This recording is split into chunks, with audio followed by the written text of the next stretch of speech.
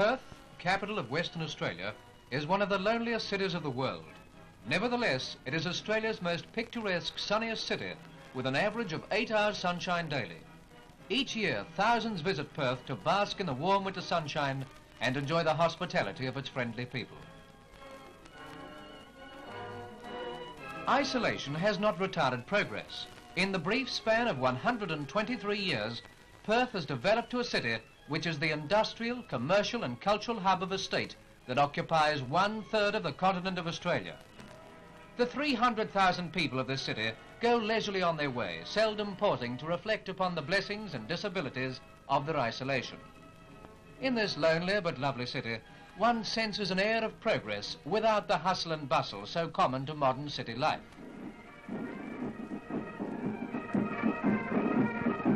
No ancient ruins remind visitors of past civilization.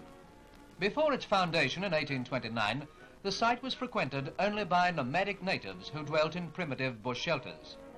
Many of its present administrative and commercial buildings, its cathedrals and churches, reflect fine examples of architecture of many periods. The development of Perth has accelerated in post-war years following the ambitious migration policy of the Australian government. This influx must inevitably bring changes in the architecture of the city and the national character of its people.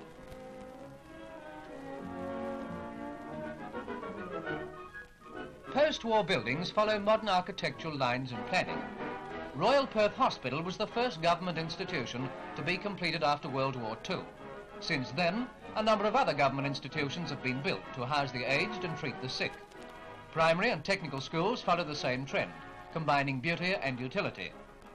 At the apex of the free education system is Australia's only free university, which from its inception has recognised that university education should not be regarded as a luxury for the rich, and that science was one of the greatest necessities of a nation. No tuition fees are charged, and the university doors are open to all people matriculating. The fine open stretches and the many shaded and sheltered bays of the Swan River, which flows through the heart of Perth, make a natural play centre for its people. Yachts skim gracefully along the river, providing healthy, inexpensive recreation, and crowds of happy people throng the river beaches. But to participants and thousands of people lazing in the sunshine, speedboat racing is the river's greatest attraction.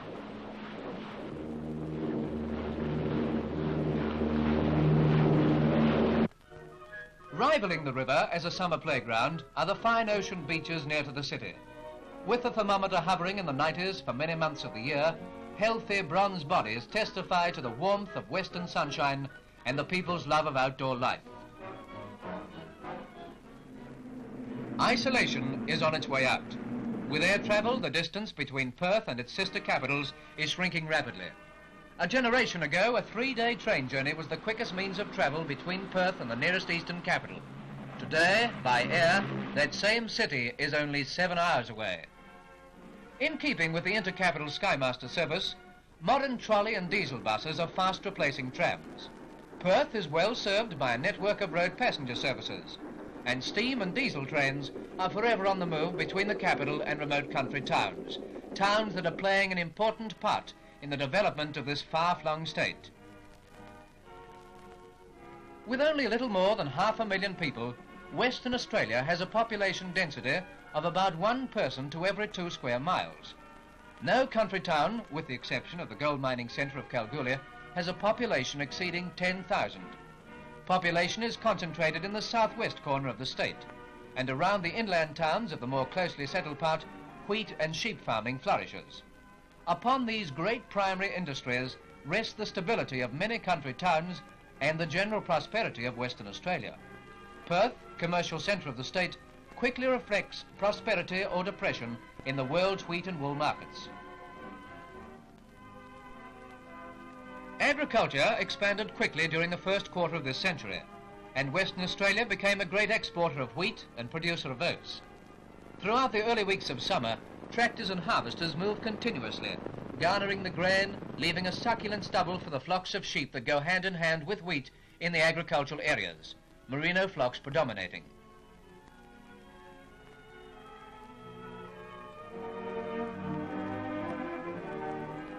In the far north, a great experiment is being tried. Loss of weight and quality caused by long overland journeys is reduced by slaughtering cattle at inland abattoirs and air freighting the carcasses to the coast for shipment. Beef by air may open a new era for the tropical north. The majestic karri reaches skywards for nearly 300 feet, and together with that other world-renowned hardwood, jarrah, flourishes in many parts, and by a wise policy of forest management and fire protection, a steady export trade in these valuable timbers has been developed. Scattered throughout the forest areas are large and small mills, each contributing to an industry that ranks as one of the earliest profitable industries of the state.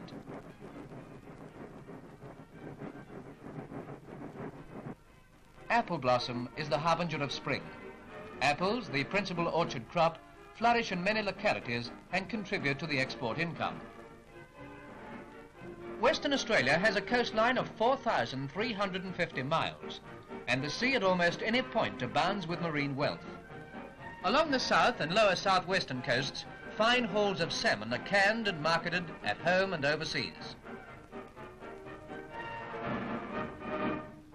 The spiny crayfish, fished from the coastal reefs, has become a good dollar earner, and whaling has again become an industry of considerable importance. Harpoon guns crack daily in the northern waters for months of the year as chasers manoeuvre into position for the kill. 2 shore whaling stations are now operating on the northwestern coast, and a 3rd station is projected for the south coast. Flensers quickly remove the blubber and recover from it tons of first-grade oil. The meat and bone is treated in digesters, and the resultant meat meal and solubles used for stock feed purposes. Western Australia is the premier gold state, producing 3/4 of the total Australian output. To the end of 1950, gold won from the West was valued at £315 million. It was the fabulously rich finds of Bailey and Hannon in the early 1890s which first focused world attention on Western Australia. Gold has played a greater part in the expansion of the state than any other industry. Gold, iron ore, precious minerals and coal are found scattered over this 1,000,000 square mile state. Self-sufficient in most foodstuffs, the people are turning their attention to the expansion of secondary industry, and coal mining is today a key industry. Coal was first discovered in 1880, but only with the accelerated industrial development of the past generation has the demand for coal figured prominently. Each year that demand grows as industry expands and diversifies to meet the needs of an ever-increasing population.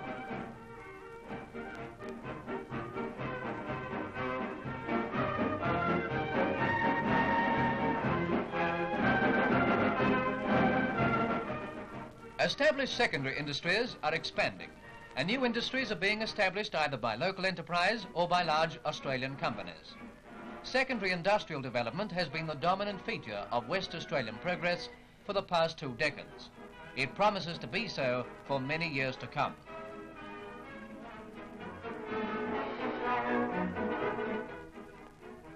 Fremantle, gateway of the West, is the principal port of Western Australia. Like most other capital city ports, it is experiencing difficulty in handling the vast increase in shipping tonnage.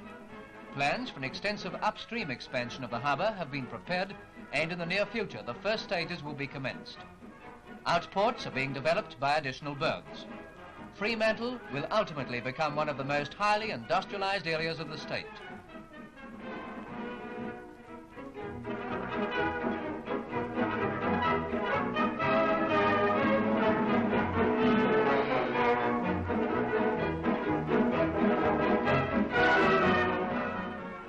Future development will depend largely on water conservation and electrification of rural districts.